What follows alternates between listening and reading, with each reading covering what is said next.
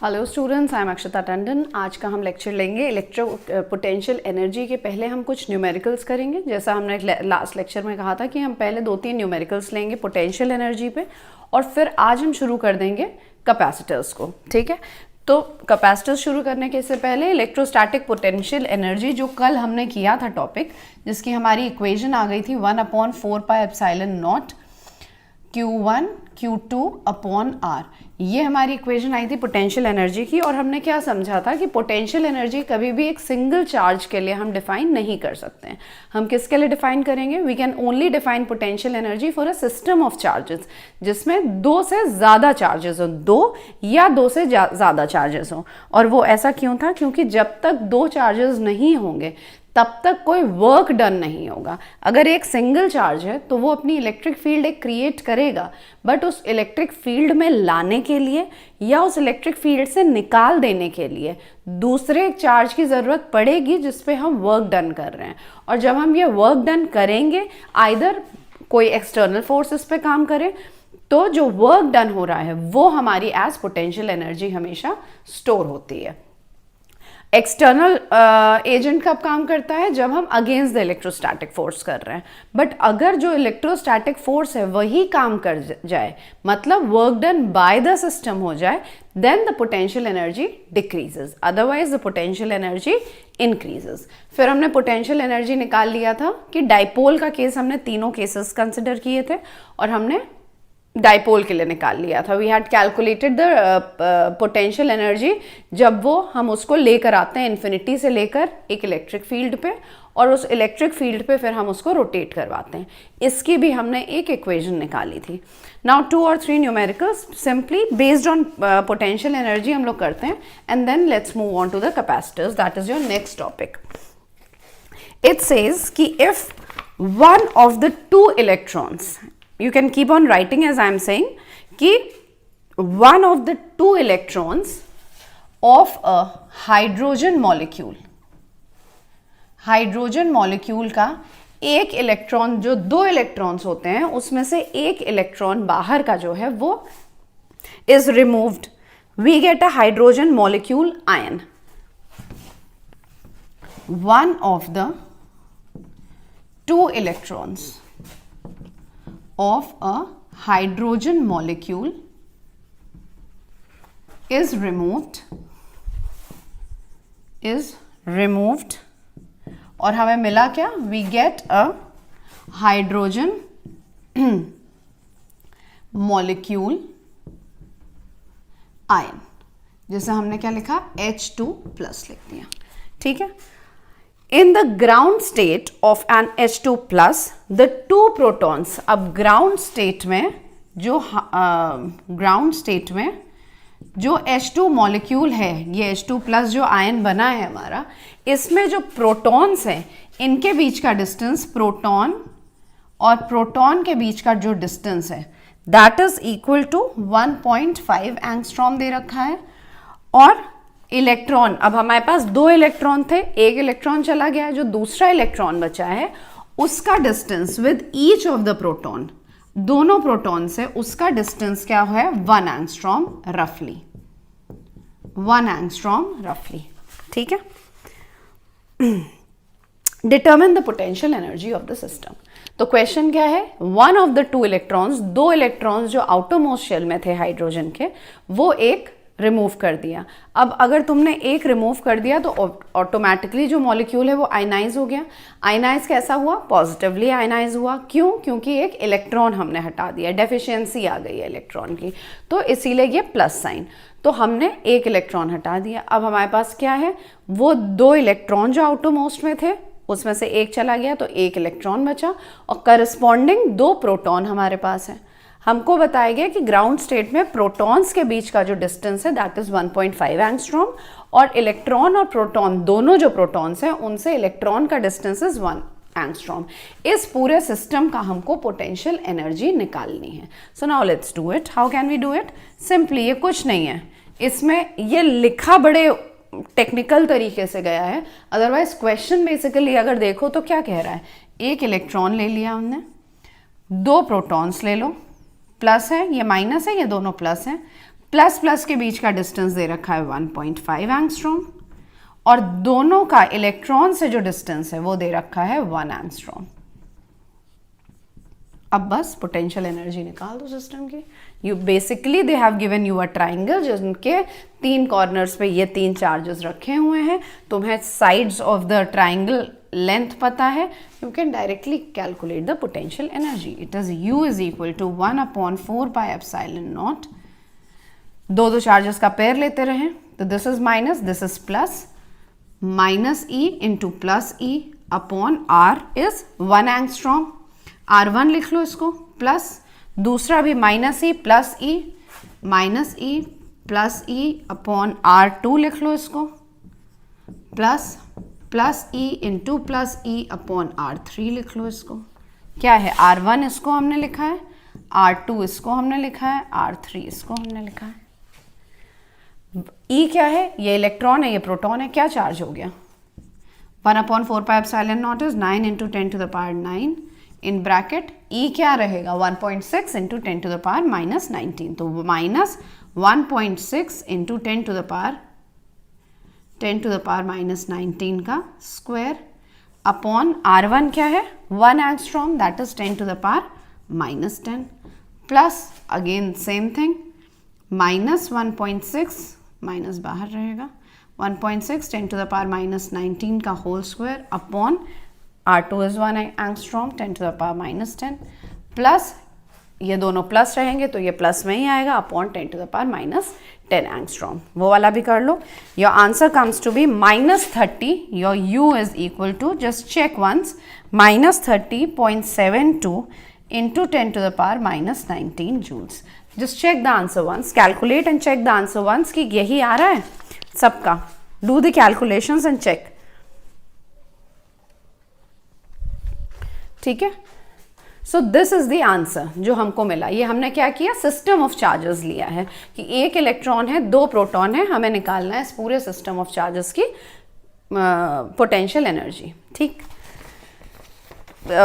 Question इस तरह से इस फॉर्म में लिखा जाए तो हमें डरना नहीं चाहिए कि अब ये क्या दे दिया है। Just try and understand the question कि सिंपली दे हैव गिवन कि 3 बेसिकली ट्राइंगल में 1 इलेक्ट्रॉन है, 2 प्रोटॉन रखे हैं।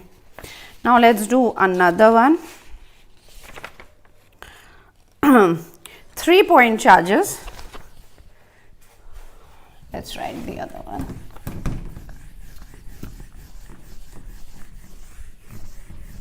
तीन पॉइंट चार्जेस एक लाइन में दे रखे हैं हमको। देखो, एक लाइन में हमारे 3 पॉइंट चार्जेस रखे हैं। एक है +8Q, फिर ये एक हमें दे रखा है 2Q, 8Q, Q and 2Q। ऐसे चार्जेस दे रखे हैं। 8Q, Q और 2Q दे रखा है। 3 point charges are placed as shown in a, कैसे, 9 सेंटीमीटर की दूरी पे, in a 9 centimetre long straight line. तो ये लॉन्ग स्ट्रेट लाइन 9 सेंटीमीटर की है और उसमें ये 3 चार्जेस ऐसे प्लेस्ड हैं। You have to find the position where this +Q has to be placed such that the potential energy is minimum। मतलब हमें लोकेशन किसकी निकालनी है, we have to calculate the location of Q such that the potential energy is minimum। ठीक है, ये हमें calculate करना है।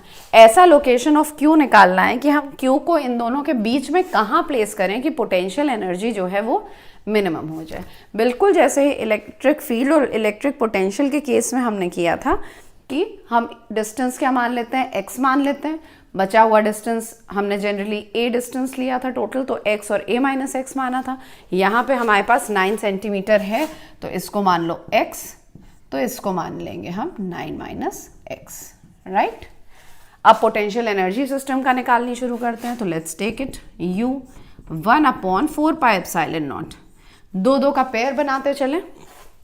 8Q और Q का पेयर बनाया तो it becomes 8Q into Q divided by x। Now this x का समझो, जब ये 9 सेंटीमीटर लिया है और हमने सिंपली x और 9 माइनस एक्स लिखा है, मतलब है ये x भी हमने किस में लिया है, सेंटीमीटर में लिया है। You have considered this also in centimetre, so you have to mention this in your answer कि ये जो x हमने लिया है वो हमने x को भी सेंटीमीटर में लिया है, नॉट इन मीटर्स। ठीक है, अगर x सेंटीमीटर में है तो यहाँ पे you have to multiply 10 to the power -2। So ये क्वेश्चन की इंपॉर्टेंस इस वजह से थी कि अगर हमने x डिस्टेंस पे लिया और दूसरा हमने डिस्टेंस n-x ले लिया तो हमने 9 किस में है, 9 इज इन सेंटीमीटर और सिंपली 9 - x लिया है, तो मतलब है हमने x को भी सेंटीमीटर में लिया है। और जब हम अपने फॉर्मूले में रखेंगे तो हमारा जो SI यूनिट होता है दैट इज आवर मीटर्स, हमें उसमें चाहिए अपना आंसर। तो हमने x into 10 to the power -2 कर दिया, प्लस इन दोनों का पेयर ले लो, 2q इंटू q अपॉन दोनों के बीच का डिस्टेंस 9 - x का whole square, sorry whole square नहीं, 9 - x into 10 to the power -2 plus इन दोनों का pair 8q into 2q divided by 9 into 10 to the power -2। ये तो हमारी आ गई potential energy of the system. ये क्या है, ये potential energy of the system. अब अगर हमसे मिनिमम पूछा गया है तो जैसा कि हमने पहले भी एक क्वेश्चन में किया था, जब हमें मैक्सिमम पूछा गया था, हमें इसमें मिनिमम अगर निकालना है तो what will we do. Minimum के केस में भी वही है, स्लोप बिकम्स 0।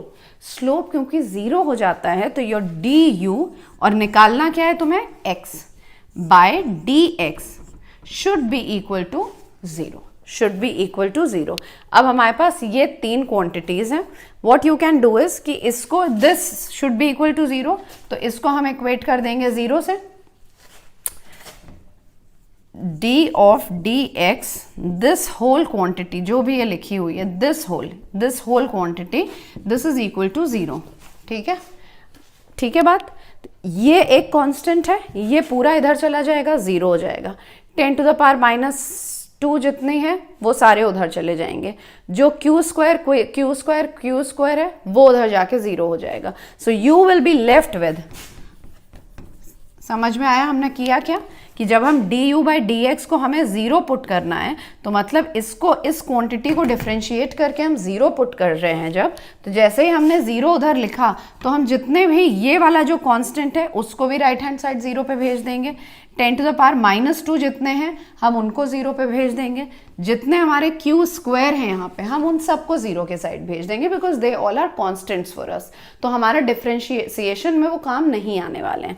तो अब हम डायरेक्टली लिख देते हैं d by d x of 8 upon x plus 2 upon 9 - x plus 8, ये तो पूरा ही चला जाएगा, this should be equal to 0। ये कांस्टेंट है, ये तो खत्म ही हो जाना है। This should be equal to 0। हम directly, if you want I can write the answer.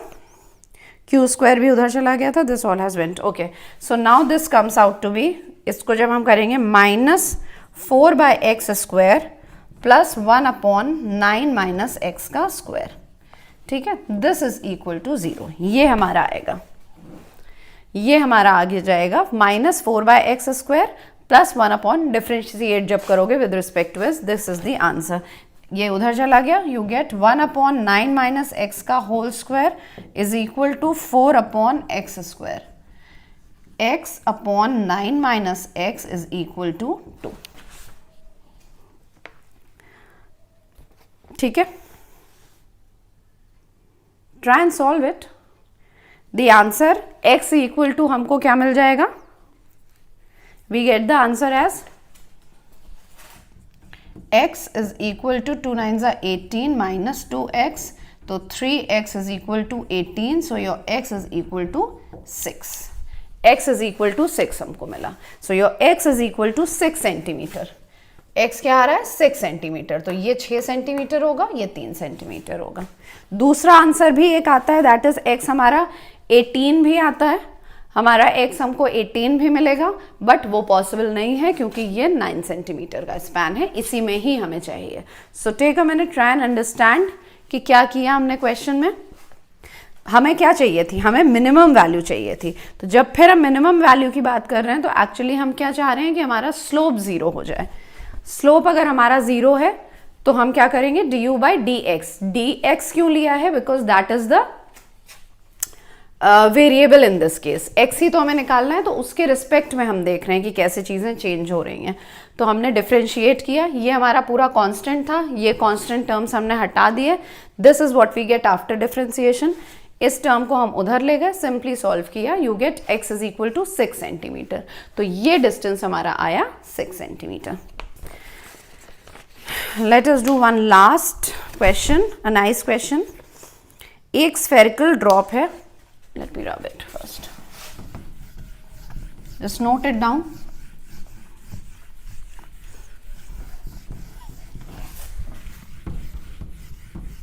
एक हमको a spherical drop of water carrying a charge of, एक spherical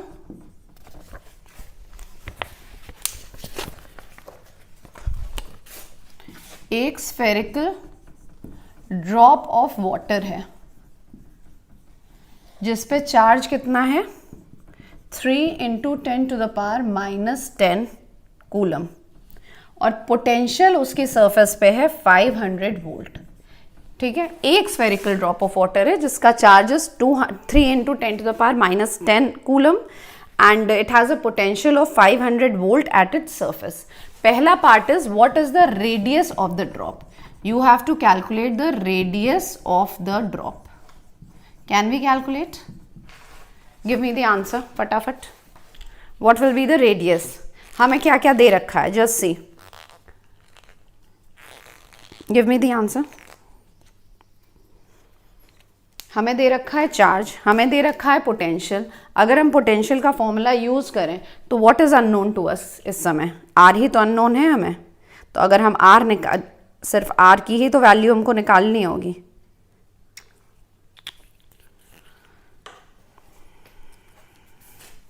राइट,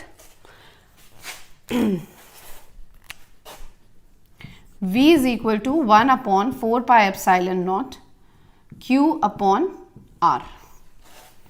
यही होता है फॉर्मूला। v हमें दे रखा है 500 volt, this is equal to 9 × 10⁻9 into Q is given to us as 3 × 10⁻−10 divided by R.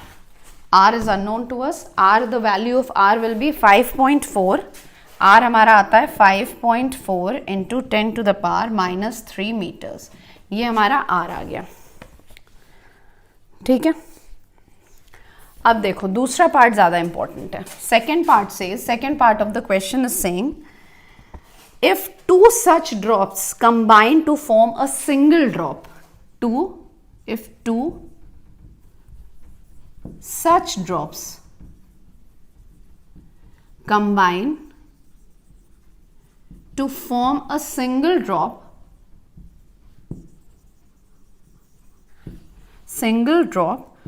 अब हमें बताना है what is the potential on the surface.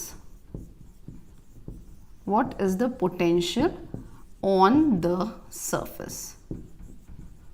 ये हमें निकालना है।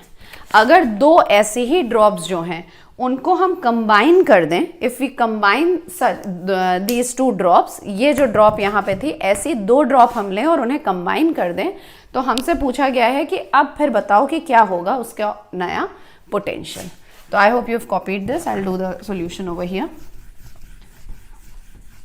क्या होना चाहिए, देखो दोनों ड्रॉप्स हमने जब कंबाइन की, दो ड्रॉप्स कंबाइन की, तो इफेक्टिवली जो इसका वॉल्यूम है, दो अलग अलग ड्रॉप्स लो या उन दो ड्रॉप से मिला के एक नई ड्रॉप बना लो, क्या हमारा सेम रहेगा, हमारा volume will remain the same. चाहे हम उन दो ड्रॉप्स को अलग अलग लें या हम एक पूरी ड्रॉप ले लें उन दोनों की, volume will remain the same. That is कि अगर तुम इसका रेडियस हमने r लिया था और ये जो नई ड्रॉप हमारी फॉर्म हो रही है, बिग ड्रॉप जो हमारी फॉर्म हो रही है, उसका रेडियस अगर हम r ले लें, ये हमारी ओरिजिनल ड्रॉप का रेडियस है, ये हमारी न्यू ड्रॉप जो कि दो ड्रॉप्स से मिलकर फॉर्म हुई है, तो हम क्या ये लिख सकते हैं, ट्वाइस इंटू 4/3 πr³ जो क्या है ये वॉल्यूम ऑफ द स्फीयर, ये होता है ना वॉल्यूम ऑफ द स्फीयर। तो 2 ऐसी ड्रॉप्स हमने ली, this is equal to 4/3 pi r cube.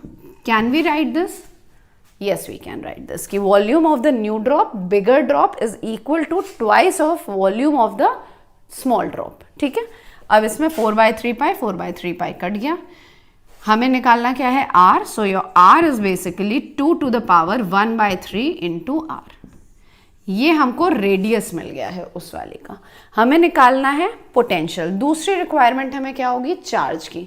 तो जब एक ड्रॉप पे इतना चार्ज था तो 2 सच ड्रॉप्स हमने अगर ली हैं तो चार्ज क्या हो जाएगा? New charge will be 2q which is equal to 2 into 3 into 10 to the power -10 coulomb. ये नई ड्रॉप का चार्ज हो गया। Now all you have to calculate is v, that is the potential 1/4 pi epsilon naught. Charge है हमारा capital Q which is actually equal to 2q, तो capital Q upon capital R equal to 9 into 10 to the power 9 into Q क्या है? 6 into 10 to the power -10। R क्या है? 2 1/3 into small r की value हमारी क्या आई थी? स्मॉल r की value we had got as 5.4 into 10 to the power -3। So this comes out to be, or V comes out to be 795 volts। 795 volt. क्या use किया है कॉन्सेप्ट कि हमने क्या कहा? हमने कहा 2 जो छोटी ड्रॉप्स हैं जब हमने उनको मिलाया तो वो एक बड़ी ड्रॉप बन गई, तो जो वॉल्यूम है दैट रिमेन द सेम। जो कि 2 ड्रॉप्स का वॉल्यूम है वही 1 ड्रॉप का वॉल्यूम हो जाएगा। सो दीज वर सम छोटे छोटे numericals on your potential energy and simple potential, और थोड़े concept based. Now let's start with capacitors. Capacitors जिसे हम कंडेंसर्स भी कहते हैं। So our next topic for today is capacitors.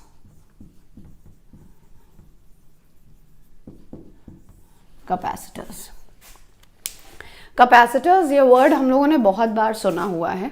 What is it actually? अगर हम कैपेसिटर्स की बात करें तो वो होते क्या हैं? They are electrical passive components. Passive electrical components होते हैं ये,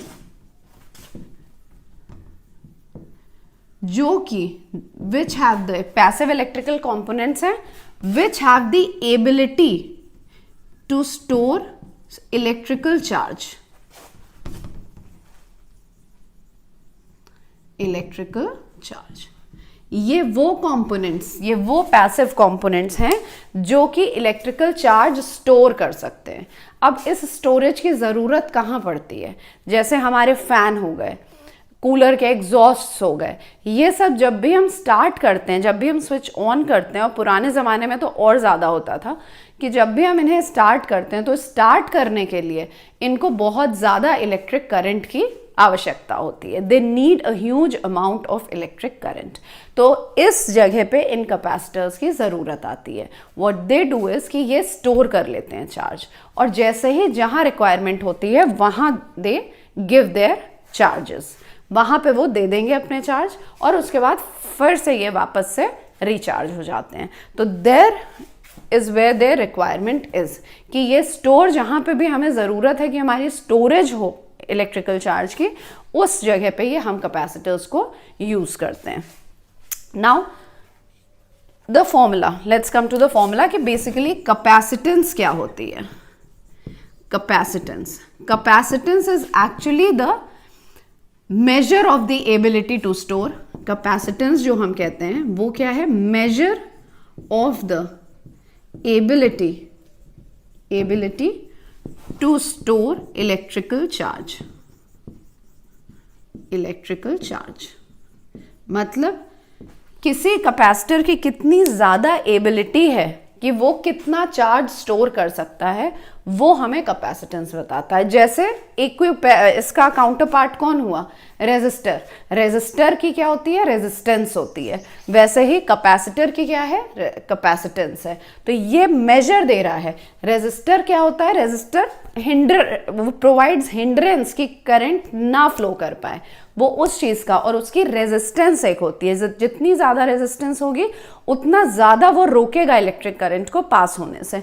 similarly in this case capacitance जितनी ज्यादा उसकी वैल्यू होगी उसमें उतनी एबिलिटी होगी इलेक्ट्रिक चार्ज स्टोर करने की। मतलब अगर हम कह रहे हैं कि कोई कैपेसिटेंस की वैल्यू ज़्यादा है, मतलब ये ज़्यादा इलेक्ट्रिक चार्ज स्टोर कर सकता है अपने आप में।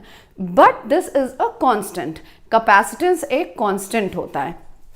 Late us see first the कि किस तरह से हम इसको ला रहे हैं, इसकी डेफिनेशन किस तरह से हम डिराइव करते हैं।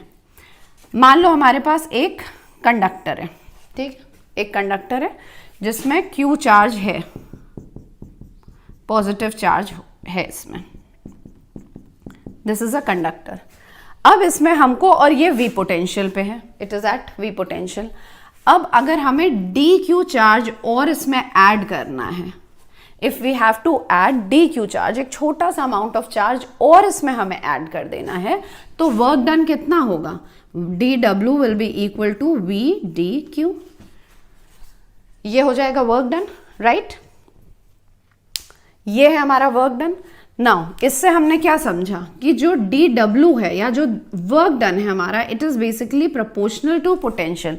जितना ज्यादा पोटेंशियल होगा, जितना ज्यादा पोटेंशियल होगा उतना ज्यादा हमें काम करना पड़ रहा है, उतना ज्यादा काम करना पड़ रहा है। और उससे क्या हो रहा है, ज्यादा काम करना पड़ रहा है तो हम चार्ज भी कम ला पा रहे हैं, हम चार्ज को भी कम ला पाएंगे। और अगर हम चार्ज को कम ला पाएंगे तो that means our capacitance will decrease. क्योंकि कैपेसिटेंस क्या है, अगर पोटेंशियल बढ़ा तो कैपेसिटेंस डिक्रीजेस, अगर पोटेंशियल बढ़ा कैपेसिटेंस डिक्रीजेस। क्यों हो रहा है, क्योंकि कैपेसिटेंस क्या है, हम कितना इलेक्ट्रिक चार्ज स्टोर कर सकते हैं, जितना ज्यादा इलेक्ट्रिक चार्ज आएगा उतनी ज्यादा कैपेसिटेंस है। अब अगर हमारा पोटेंशियल बढ़ गया तो मतलब है जो वर्क डन, जो चार्ज को और एक्स्ट्रा चार्ज को लाने का जो वर्क डन है वो भी तो उतना ज्यादा बढ़ जाएगा। तो बेसिकली चार्ज अब हमारे पास कम आ पाएगा, चार्ज कम आ पाएगा तो जो उसकी कैपेसिटी है, जो उसकी एबिलिटी है वो डिक्रीज हो गई। तो दैट मीन्स V बढ़ा तो C घटा, और यू कैन से कि V अगर घटेगा तो हमारा C बढ़ेगा। C हमारा बढ़ने का मतलब है कि हम और ज्यादा चार्ज इकट्ठा कर सकते हैं, दैट मीन्स हमारा Q बढ़ेगा, दैट मीन्स हमारा Q बढ़ेगा। तो हमने अपना ये वेरिएशन जब हमने डायरेक्टली प्रोपोर्शनल, इनवर्सली प्रोपोर्शनल ये सब मैथ्स में करते थे, तो from this we can derive an equation कि C is equal to directly proportional किससे है, Q से है, और इनवर्सली प्रोपोर्शनल किससे है, V से है। तो ये हमको कैपेसिटेंस की एक इक्वेशन मिलती है। This is one of the equations जो हमको मिलती है कैपेसिटेंस की। बट क्या हम ये कह सकते हैं, और इससे ही हमको मिलता है Q is equal to CV भी एक इक्वेशन। V को अगर हम इधर कर दें, you gets Q is equal to CV। तो C is directly proportional to Q, C is inversely proportional to V।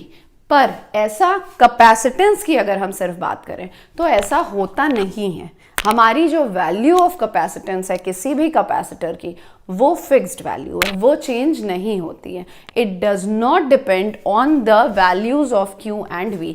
ये तो हमने फॉर्मूला लिखने के लिए, ये सब बातें बताने के लिए, समझाने के लिए हमने ये फॉर्मूला बनाया कि क्योंकि Q एंड V पे जितना ज़्यादा पोटेंशियल होगा उतना हम चार्ज लाने में हमको दिक्कत होगी, और जितनी ज़्यादा हमें चार्ज लाने में दिक्कत हो रही है उतना कम हमारा कैपेसिटेंस हो जाएगी।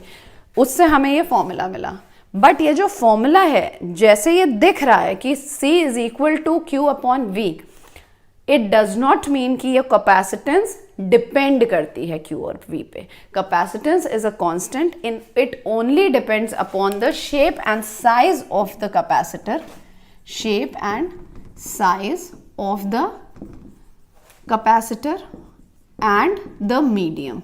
एक्चुअली तो टेम्परेचर पे भी डिपेंड करती है, but let us just tell this कि शेप और साइज ऑफ द कैपेसिटर और मीडियम पे ही डिपेंड करती है। एग्जैक्टली द सेम वे जैसे रेजिस्टेंस का केस होता है। हमारी रेजिस्टेंस हम जब V अपॉन आई लिखते हैं, R is equal to V upon I लिखते हैं, दिस डज नॉट मीन कि रेजिस्टेंस जो है वो एक कांस्टेंट क्वांटिटी है। अगर हम V और I चेंज करेंगे तो क्या हमारी रेजिस्टेंस की वैल्यू घटती बढ़ती रहती है? नो। अगर हम किसी सर्किट में रेजिस्टेंस लगाते हो कि अगर हमने कहा हमने 5 किलो ओम का एक रेजिस्टेंस लगाया, अब अगर उसके अक्रॉस हम पोटेंशियल डिफरेंस चेंज कर दें तो क्या वैल्यू ऑफ रेजिस्टेंस चेंज होती है? No, the value of resistance remains constant. और उसको कांस्टेंट रखने के लिए क्या चेंज क्या हुआ? करंट की वैल्यू चेंज हो जाएगी। तो वो जो रेशियो है that will always remain constant. Similarly in this case Q by V का रेशियो जो है that will always remain constant because C is a constant. It only depends upon the shape and size of the capacitor and the medium. Similarly जो resistance होती है वो क्या होती है? R is equal to rho L by A। ये भी किस पे डिपेंड करती है? ये भी सिर्फ shape and size of the resistor पे डिपेंड करती है एंड ऑल्सो द मीडियम। ये किस पे डिपेंड करती है वो अभी हम देखते हैं। तो as of now C is equal to Q by V, but it is a constant. ये Q और V पे डिपेंड नहीं कर रही है, डिपेंड ये सिर्फ और सिर्फ shape and size of the capacitor पे ही करती है। Just note till here so that we can move on further. इसका यूनिट अगर हम देखें, यूनिट है ये C, Q क्या हो गया? C and this is V, so your the unit of capacitance is coulomb per volt, जिसे हम कहते हैं कैपेसिटेंस है ये पूरा capacitance. And this is equal to 1 coulomb per volt is equal to 1 farad, जिसे हम सिंपली कैपिटल F से भी डिनोट करते हैं। तो 1 coulomb per volt is equal to 1 farad. ठीक है, I hope this is clear. Now let's move on to कि पहला हम अपना कैपेसिटर लेते हैं। Let's take the first capacitor, that is our spherical capacitor. पहला कैपेसिटर लेते हैं स्फेरिकल कैपेसिटर। तो हेडिंग डाल लीजिए capacitance of an isolated capacitance of an isolated spherical conductor। ठीक है, क्या कर रहा? एक स्फेरिकल हमने कंडक्टर लिया है, आइसोलेटेड स्फेरिकल कंडक्टर ले लिया। ठीक है,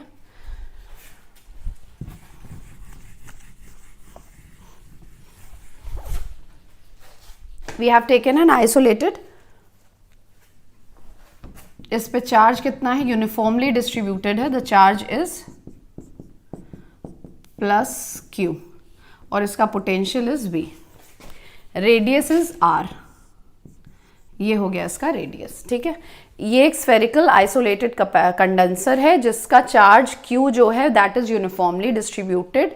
चार्ज कितना है? कैपिटल Q है। पोटेंशियल कितना है? V है। रेडियस कितना है? R है।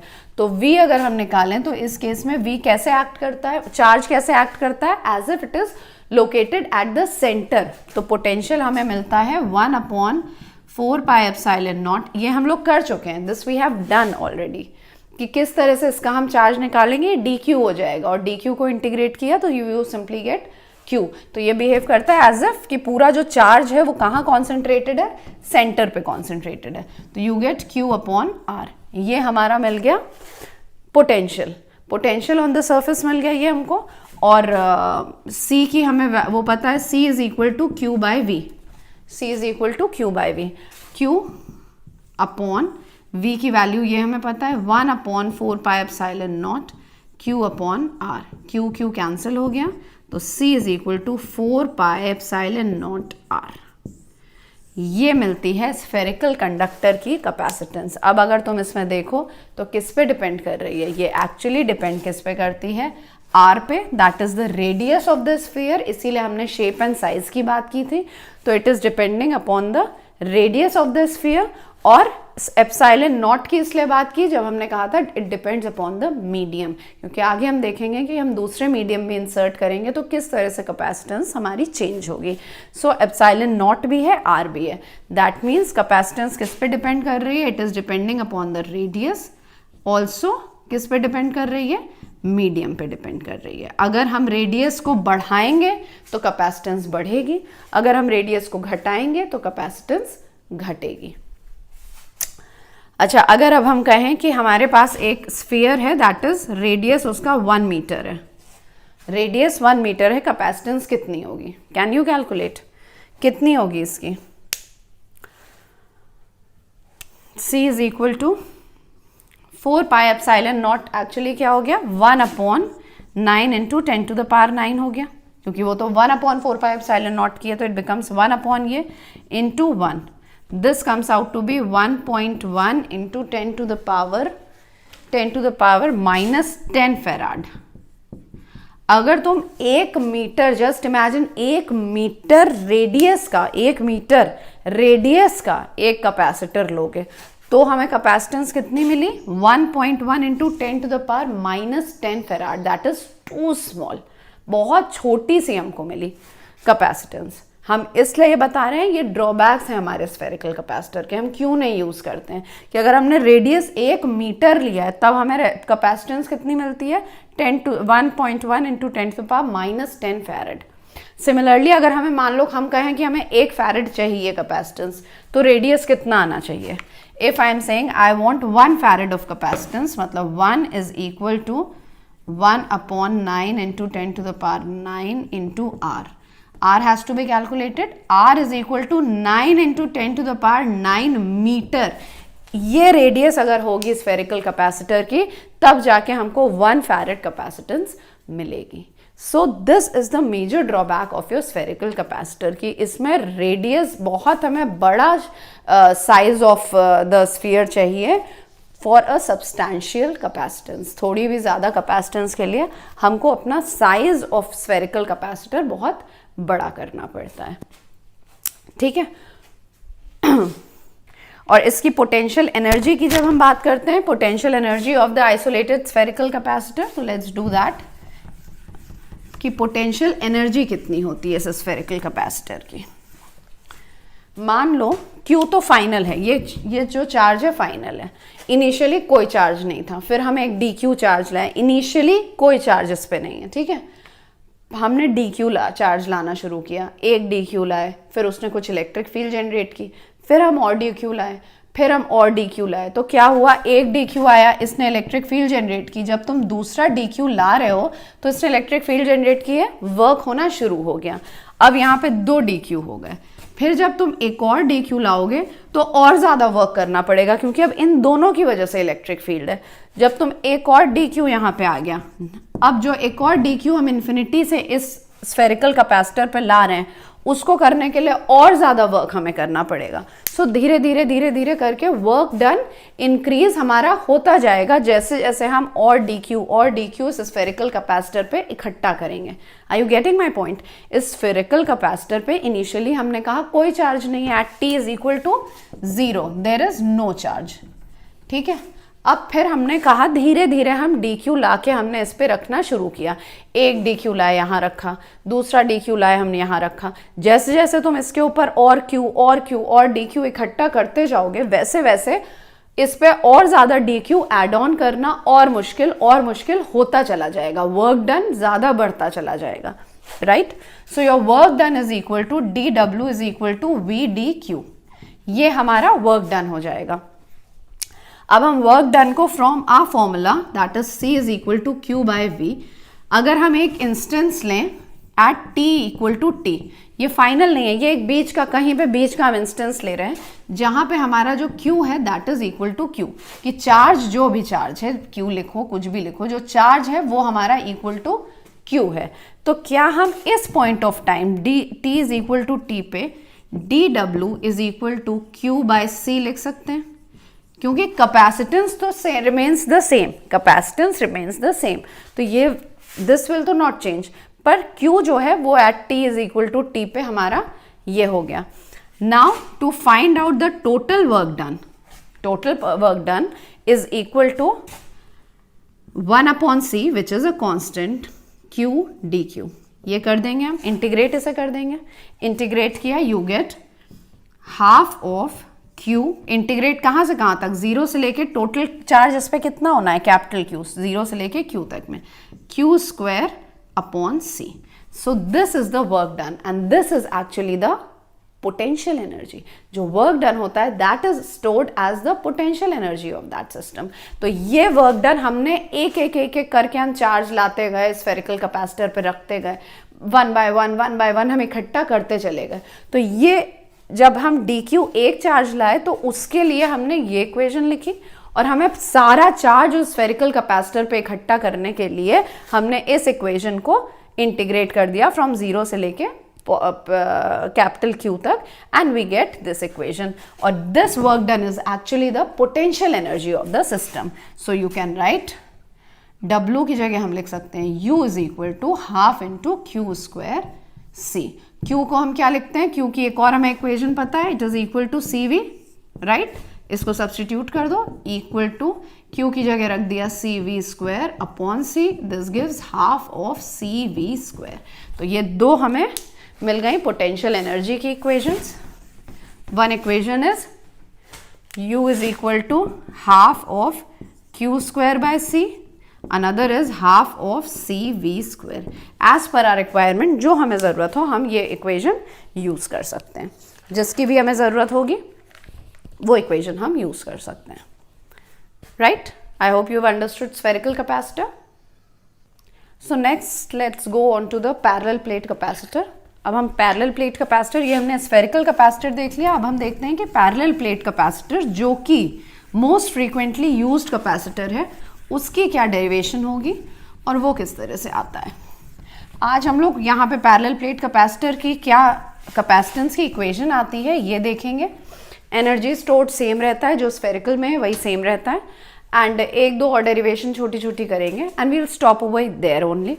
उसके बाद कल हम इन पे बहुत सारे न्यूमेरिकल्स, जो सीरीज कैपेसिटेंस जब जुड़ती हैं कैपेसिटर्स, पैरेलल में कैपेसिटर्स जुड़ते हैं, इनके कॉम्बिनेशन जुड़ते हैं, इस पे हम बहुत सारे कल न्यूमेरिकल्स देखेंगे। बहुत वैरायटी ऑफ न्यूमेरिकल्स है अवेलेबल, और हर न्यूमेरिकल को सॉल्व करने का एक तरीका होता है। तो we will just see that तरीका कि किस तरह से हम सॉल्व कर सकते हैं। तो कल का हमारा lesson will totally be dedicated to numericals on capacitors. So let's go on to parallel plate capacitor. Parallel plate capacitor. Now, parallel plate capacitor क्या होता है? बेसिकली दो लॉन्ग प्लेन मेटालिक प्लेट्स होती हैं जो एक दूसरे के सामने रखी होती हैं। Two metallic plates are kept in front of each other. Two long plain metallic plates, ठीक है, एट अ डिस्टेंस d। इनके बीच का जो डिस्टेंस होता है दैट इज d। दोनों प्लेट का डिस्टेंस होता है दैट इज d। हम दोनों प्लेट्स के एरिया को a ले लेते हैं, एरिया को a ले लिया, डिस्टेंस बिटवीन द प्लेट्स को हमने स्मॉल d ले लिया, और दोनों की चार्ज डेंसिटी को हम सिग्मा ले लेते हैं। Charge density is equal to sigma हमने ले लिया, ठीक है। ये दोनों प्लेट्स की हमने बात की है। एरिया जो है, एरिया ऑफ क्रॉस सेक्शन, जो वो एरिया जो कि दोनों प्लेट्स का आमने सामने है, हम इस एरिया की बात कर रहे हैं। तो इसका भी ए ले लिया, इसका भी ए ले लिया। दोनों प्लेट्स का जो डिस्टेंस है दैट इज स्मॉल डी, और दोनों की चार्ज डेंसिटी हमने सिग्मा सिग्मा ले ली। एक प्लेट को हम पॉजिटिवली चार्ज कर देते हैं अंदर से, one plate is positively charged and the other plate is negatively charged. दोनों में चार्ज Q ही है, ठीक है, दोनों की चार्ज डेंसिटी सिग्मा ही है, बट एक में पॉजिटिव चार्ज है, एक में नेगेटिव चार्ज है। Magnitude is same but signs are opposite. ये जो डिस्टेंस होता है, this distance between the plates, it is very small. ये बहुत छोटा है in comparison to the area of cross section.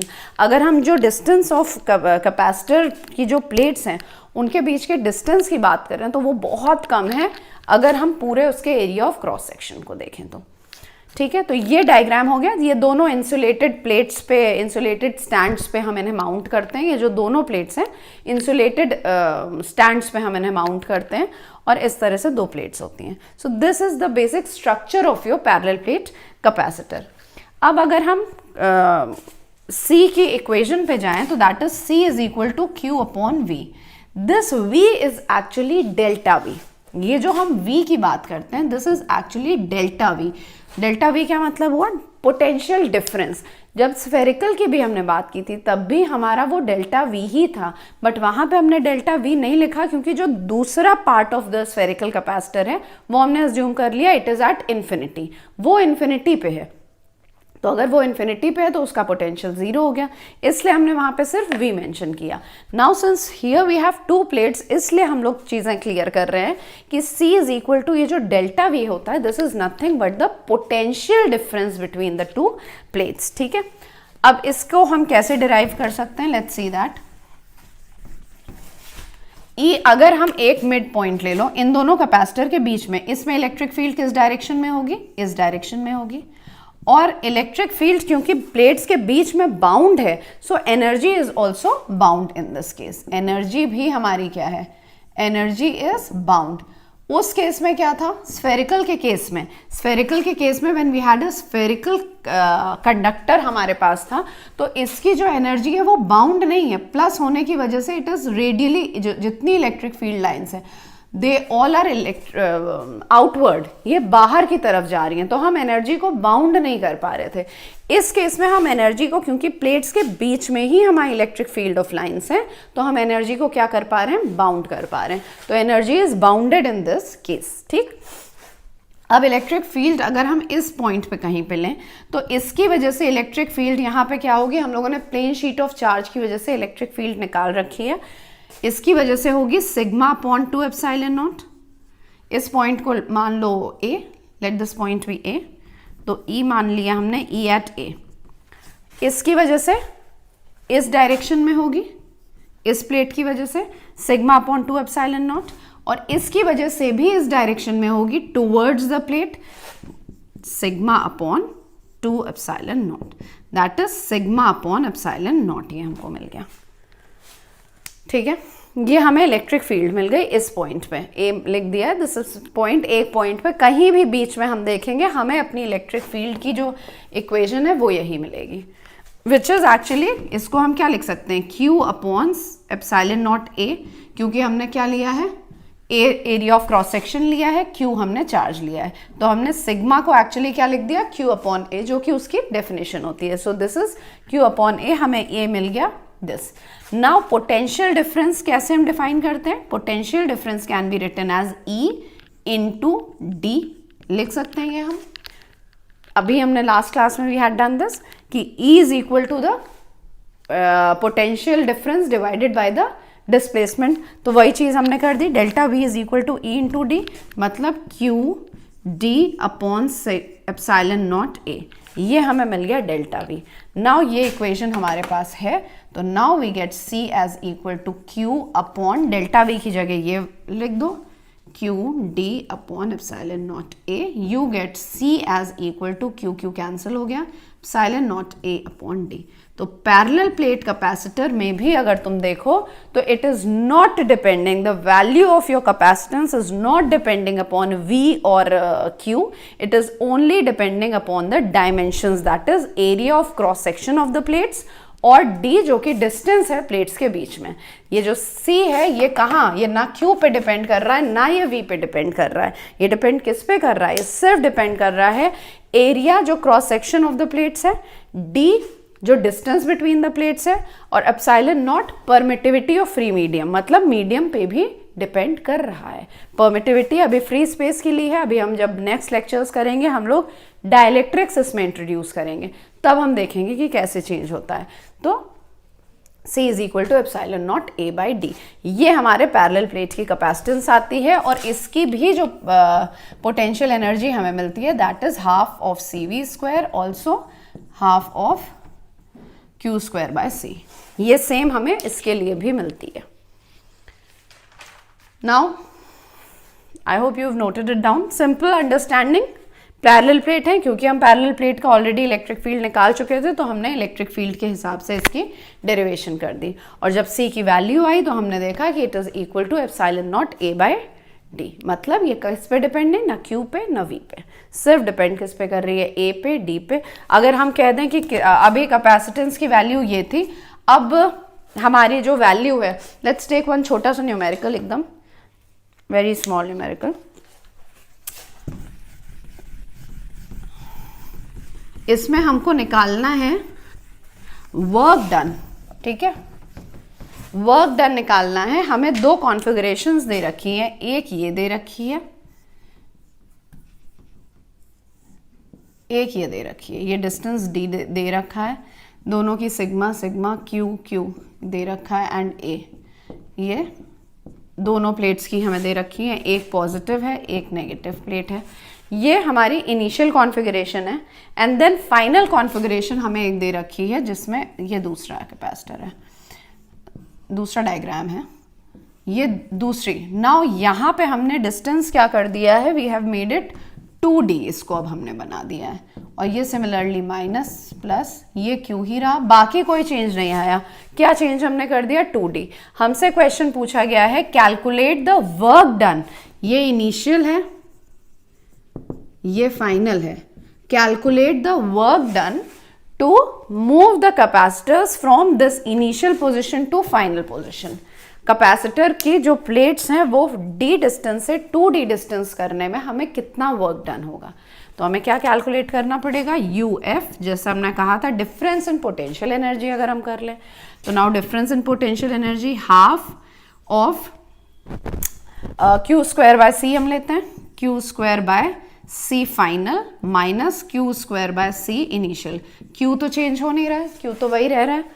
Now half of Q square by C final क्या है, C final is epsilon naught A upon final में 2D है, minus Q square upon epsilon naught A, initial क्या था हमारा D, A में कोई change नहीं आया है mind you, so this gives 2D ऊपर चला जाएगा तो कुछ नहीं, 2 माइनस 1 सिंपली, तो it is half of Q square upon epsilon naught A, और ऊपर ही D आ जाएगा।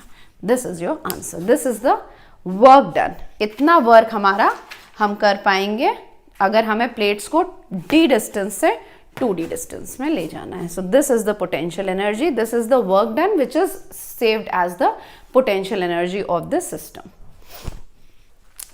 एक टर्म हमारा कॉइन हुआ है एनर्जी डेंसिटी, ठीक है, छोटे छोटे हैं डेरिवेशंस दो और इसलिए करा दे रहे हैं बिकॉज एट टाइम्स ये न्यूमेरिकल्स में डायरेक्टली पूछ लिए जाते हैं, तो इट्स बेटर कि you should know energy density of a capacitor.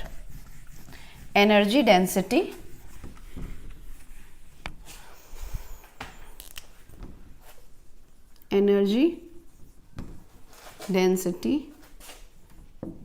In capacitor. देखो कुछ इसमें नहीं करना है, इट्स सिंपली एनर्जी डेंसिटी हमने क्या U, हाँ U हमने डिफाइन किया था हाफ ऑफ CV स्क्वायर। अब C को अगर तुम अलग से देखो, एनर्जी डेंसिटी से बेसिकली मतलब है energy, potential energy per unit volume. Density is basically for the volume. Volume कहाँ की, volume between the plates of the capacitor, plates of the capacitor. ये प्लेट्स हैं हमारी कैपेसिटर की, प्लस ये माइनस, ये D डिस्टेंस है, ये area of cross section A है दोनों का, तो इनके बीच का वॉल्यूम कितना होगा, A into D, area into the distance between them, तो वॉल्यूम कितना है AD, यही वॉल्यूम है। तो अगर हम एनर्जी पर यूनिट वॉल्यूम निकाल लें तो हमको एनर्जी डेंसिटी मिल जाएगी इसकी। तो C is equal to epsilon naught A upon D होता है, ये हमने अभी निकाला है। V हमें पता है E इंटू D होता है, ये हमको पता है। Now just keep the values over there, half of C V square, तो this is E square into D square, एक D कैंसिल हो गया, half of epsilon naught E square into AD, is U। अब ये AD इधर उठा के रख दिया तो हमें क्या मिल गया, energy density. Energy density that is energy per unit volume, ये इधर आ जाएगा, half of epsilon naught E square. This is the energy density. ठीक, this is the energy density, just copy it down. और लास्ट अब इसमें है, last is force between the plates of a charged parallel plate capacitor. Force हमें निकालनी है कहाँ, between the plates. एक प्लेट दूसरी प्लेट पे कितना फोर्स एक्सर्ट करती है, दो प्लेट्स हैं वो एक दूसरे पे कितना फोर्स एक्सर्ट कर रही हैं, हमको वो निकालना है। बहुत छोटी सी डेरिवेशन है, force between the plates of the parallel plate capacitor. Force between the plates of the parallel plate capacitor. क्या करेंगे, दो प्लेट्स हैं हमारे पास, ठीक है, ये प्लेट 1 मान लो, ये प्लेट 2 मान लो। अब किसी एक पॉइंट पे सपोज ये हमारा इस पॉइंट पे इस वजह 1 प्लेट की वजह से ये कितनी इलेक्ट्रिक फील्ड 2 प्लेट के पास जनरेट करेगी, ड्यू टू वन। हम एक का भी दूसरे पे निकाल लेते हैं, सेम फोर्स दूसरा भी 1 पे एक्सर्ट करेगा इन द ऑपोजिट डायरेक्शन, या डायरेक्शन तो हमें देखना पड़ेगा।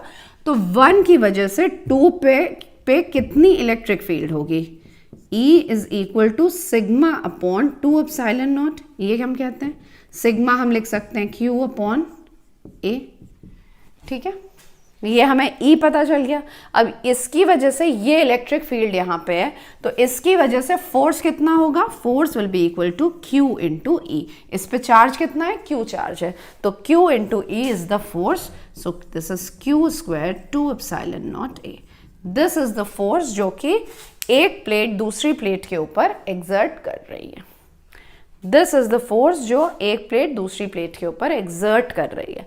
इसकी वजह से इलेक्ट्रिक फील्ड इस डायरेक्शन में होगी, इसकी वजह से इलेक्ट्रिक फील्ड अपने ही डायरेक्शन में होगी। So this is the force between the plates. So आज हमने दोनों तरह के कैपेसिटर्स जो थे, स्फेरिकल कैपेसिटर भी और पैरेलल प्लेट कैपेसिटर, ये दोनों हम लोगों ने कर लिए हैं। बेसिक जो इनका स्ट्रक्चर है हमने इनसे डील कर लिया है। अब हमारा कैपेसिटर्स में बचा है कि हम इसमें अगर डाइलेक्ट्रिक इंट्रोड्यूस कर दें तो क्या होता है। नेक्स्ट हमारा उसमें है कि बहुत तरह के कॉम्बिनेशंस बन सकते हैं। सीरीज एंड पैरेलल तो बन ही सकता है, सीरीज पैरेलल का भी आपस में कॉम्बिनेशन बन सकता है, तो उस पर number of numericals are possible. तो अगली 1-2 प्रॉब्ली क्लास और हमको लगेंगे कि हम कैपेसिटेंस को बहुत अच्छी तरह से समझेंगे। So in the next few classes we will just deal with capacitance, और ज़्यादा से ज़्यादा न्यूमेरिकल्स करेंगे नेक्स्ट फ्यू क्लासेस में। सो आज के लिए इतना ही। Thank you so much.